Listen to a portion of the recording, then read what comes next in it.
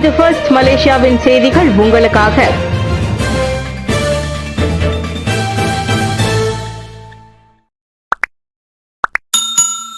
அதிகாரிகளின் கடன்கள் குறித்து துறை தலைவர்கள் கவனம் செலுத்த வேண்டும்.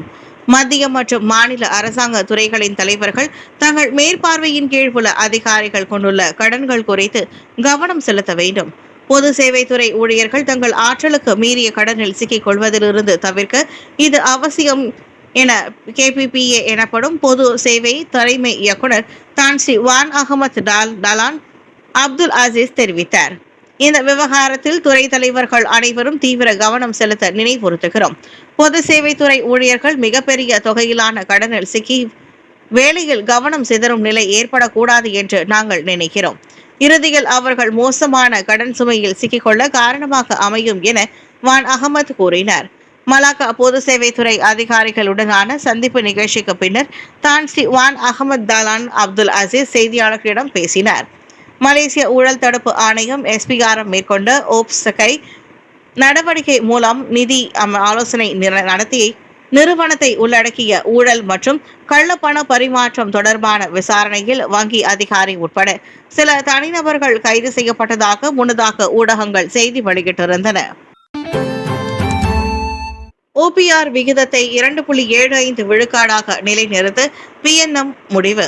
OPR எனப்படும் கடன்களுக்கான வட்டி விகிதம் 2.75 விழுக்காடாக தொடர்ந்து நிலைநிறுத்தப்படுகிறது.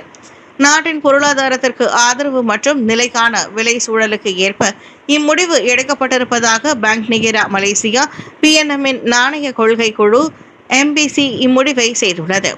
அண்மைய வளர்ச்சியை பேங்க் நிகரா மலேசியா தொடர்ந்து கண்காணித்து வருவதுடன் உள்நாட்டு வளர்ச்சி மற்றும் பணவீக்கம் தொடர்பான இடர்களின் சமநிலை மதிப்பிடப்படும் என்று நேற்று வெளியிட்ட அறிக்கையில் PNM தெரிவித்திருக்கிறது.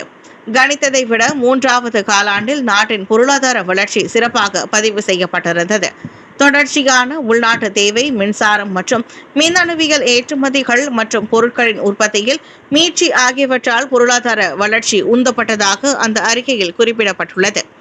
2025ஆம் ஆண்டு ஜூலை முதல் OPR அடிப்படை விகிதத்தை 2.75 விழுக்காடாக PNM நிர்ணயித்து வருகிறது.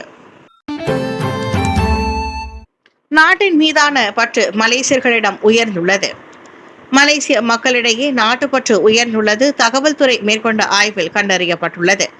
தேசிய மாத கொண்டாட்டம் மற்றும் ஜாலூர் கெமிலாங்கை பறக்கவிடும் பிரச்சாரம் போன்ற திட்டங்கள் நாட்டின் மீதான அன்பையும் பெருமையையும் அதிகரிக்க செய்திருப்பதாக 91 விழுக்காட்டினர் அந்த ஆய்வில் ஒப்புக்கொண்டனர். பல இனங்களும் மதங்களும் கொண்ட மக்களின் ஒற்றுமையையும் தேசிய அடையாளத்தையும் வலுப்படுத்துவதில் தேசிய திட்டங்கள் பலன் அளித்துள்ளதை இது நிரூபித்துள்ளதாக தொடர்பு அமைச்சர் டத்தோ ஃபாமி ஃபாட்சில் கூறுகிறார். திட்டங்களின் பயனை மதிப்பிடுவதற்காக தகவல் துறை பல இனங்களையும் பின்னணியையும் சேர்ந்த 5044 பேரை உட்படுத்தி ஓர் ஆய்வை நடத்தியது. அதன் முடிவுகள் தேசிய மற்றும் நாட்டுப்பற்று தொடர்பான திட்டங்கள் 91% என்ற உயர்ந்த நிலை பயனை கொண்டுள்ளதாகவும் லிகட் அளவுகோலில் 4.55 என்ற சராசரி மதிப்பை பெற்றுள்ளன. இந்த முடிவுகள் மலேசியர்களின் நாட்டுப்பற்று உணர்வையும் தேசிய அடையாளத்தையும் வலுப்படுத்தும் நோக்கத்துடன் ஒத்துப்போகிறது என்றார் தொடர்பு அமைச்சர் டத்தோ ஃபாமி ஃபாட்சில். நேற்று மக்களவையில் துங்குன் நாடாளுமன்ற உறுப்பினர் வான் சஹான் முகமது ரம்லி எழுப்பிய கேள்விக்கு டத்தோ ஃபாமி பதிலளித்தார். சமூக பணி தொழில் சட்ட மசோதா மறு மதிப்பீடு செய்யப்படும்.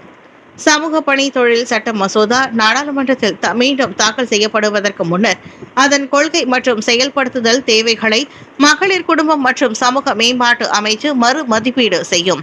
பொதுத்துறை சமூக பணியாளர்களுக்கு இச்சட்டத்தின் பயன்பாடு குறித்து அனைத்து தரப்பும் புதிய கருத்துக்களை வழங்க முடியும் என்பதை உறுதி செய்ய இந்த மறு ஆய்வு அவசியம் என்று அதன் அமைச்சர் டத்தோ ஸ்ரீ நான்சி ஷுக்ரி தெரிவித்தார்.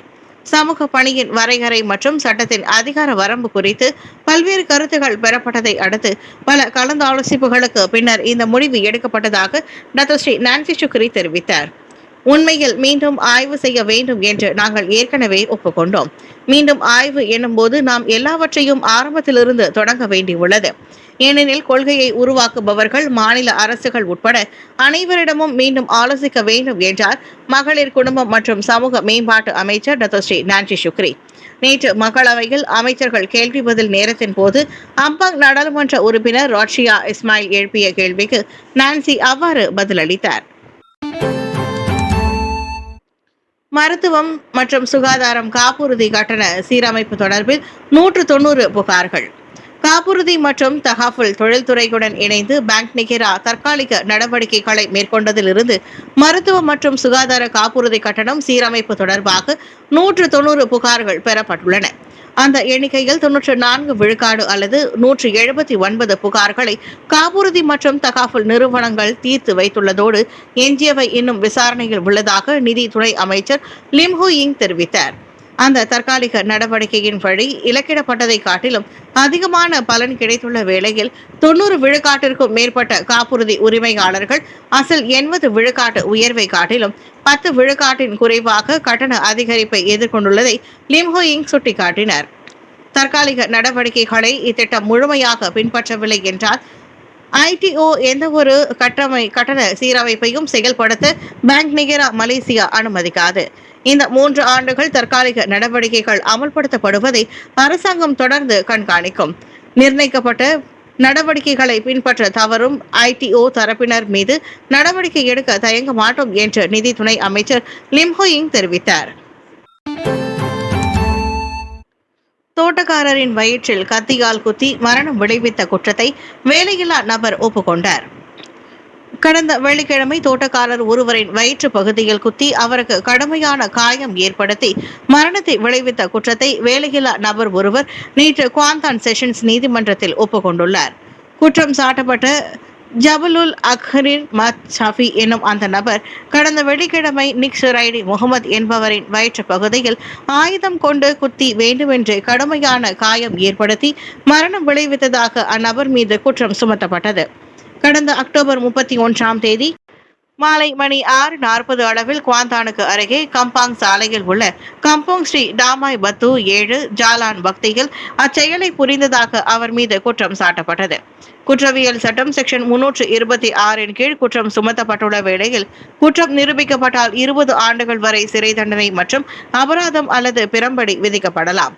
அந்நபருக்கு ஜாமீன் வழங்க மறுத்த நீதிபதி சஸ்லினா சாஃபி தண்டனை வழங்குவதற்காக இந்த வழக்கை நவம்பர் 12ஆம் தேதிக்கு ஒத்திவைத்தார். ஹாங்தாய் இன்ஹேலர் விற்பனைக்கு மலேசியாவில் தடை. ஹாங்தாய் இன்ஹேலர் எனும் மூலிகை பொருள் நாட்டின் போதைப்பொருள் கட்டுப்பாட்டு அமலாக்க தரப்பிடம் பதிவு செய்யப்படவில்லை என்பது கண்டறியப்பட்டதோடு அதனை மலேசியாவில் விற்பதற்கும் தடை செய்யப்பட்டுள்ளது. ஆபத்தான கிருமிகளால் மாசுபட்டதை தொடர்ந்து தாய்லாந்தில் இப்பொருள் மீட்டுக் கொள்ளப்பட்டதால் இந்த தடை விதிக்கப்பட்டுள்ளது. இணைய வர்த்தக தளங்களில் அப்பொருள் விற்கப்படுவது தொடர்பாக சோதனை மேற்கொள்ளப்பட்ட நிலையில் அதனை விற்கும் வியாபாரிகளின் வர்த்தக தளத்தை முடக்க நடவடிக்கை எடுக்கப்படும் என்று சுகாதார அமைச்சு நேற்று வெளியிட்ட ஓர் அறிக்கையில் குறிப்பிட்டுள்ளது. மேலும் இது தொடர்பாக தொடர் கண்காணிப்பு மற்றும் அமலாக்க நடவடிக்கையும் மேற்கொள்ளப்படும் என்று அமைச்சு தெரிவித்திருக்கிறது. உள்நாட்டு மற்றும் வெளிநாட்டு விற்பனையாளர்கள் அப்பொருளை விற்பனை செய்யும் மொத்தம் 335 விளம்பரங்கள் கண்டறியப்பட்டன.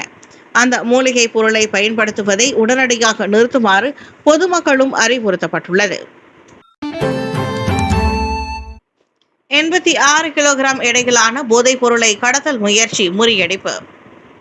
கடந்த நவம்பர் 3ஆம் தேதி பினாங்கு அனைத்துலக விமான நிலையம் வழியாக மான்செஸ்டருக்கு 83 லட்சம் ரிங்கெட் மதிப்பிலான 86 கிலோகிராம் எடையிலான போதைப் பொருளை கடத்த முயற்சித்த 4 உள்நாட்டு ஆடவர்களின் நடவடிக்கையை மலேசிய எல்லை கட்டுப்பாடு மற்றும் பாதுகாப்பு நிறுவனம் AKPS வெற்றிகரமாக முறியடித்தது. 20 வயதிற்கு உட்பட்ட அந்த 2 ஆண் பெண் ஜோடிகள் விமானத்தில் ஏற அனுமதிக்கப்படாத போது அவர்களில் ஒருவரின் பயண பெட்டியை விமான நிறுவனம் மீண்டும் அலக்கிட போட்டு அதன் போது கடத்தல் நடவடிக்கை அம்பலமானதாக AKPS தலைமை இயக்குனர் டாக்டர் ஸ்ரீ வான் ஷைலி முகமது ஜைன் தெரிவித்தார். ஜார்ஜ் டவுனை சுற்றியுள்ள சில தங்கும் விடுதிகளில் தங்குவதற்கு முன்னர் அத்தம்பதியினர் ஜொஹூரிலிருந்து பேருந்து வழியாக பினாங்கை கடந்து சென்றதாக டாக்டர் ஸ்ரீ முகமது ஷுஹைலி கூறினார். அவர்கள் மான்செஸ்டருக்கு பயணிக்க திட்டமிட்டிருந்தது. அவர்கள் அனைவரும் இளைஞர்கள். ஒருவர் எண்ணெய் மற்றும் எரிவாயு நிறுவனத்தில் வேலை செய்கிறார். ஒருவர் கிராப் ஓட்டுநர் மற்றும் 2 சுயதொழில் செய்பவர்கள் என்றார் ஷுஹைலி.